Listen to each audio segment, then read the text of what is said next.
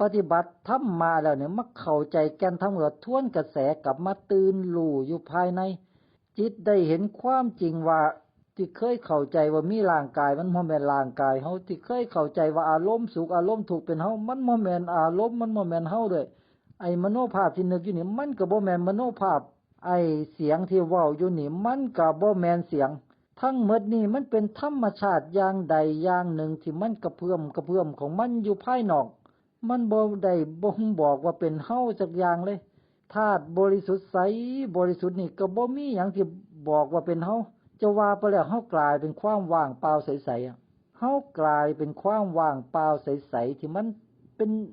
ความบริสุทธิ์ที่เลิศสุดๆเป็นธาตุชีวิตเป็นก้อนชีวิตเอาสิเด้อว่าพวกเฮาได้ประจักษ์ถึงธาตุชีวิตธาตุชีวิตนี่นะมันมีชีวิตของมันอยู่ตลอดมันบ่มีรูปร่างมันใสบริสุทธิ์มากแล้วก็โอ้โหขันพอพวกเฮาเข้าถึงแล้วจิตเฮาจะสว่างจ้าเลยมันจะใสประกายพึกเราสว่างจ้าด้วยมีสีแห่งองค์ปัญญาเคลือบอยู่ในเนื้อจิตแล้วจิตมันจะบ่กลับมาเกิดอีก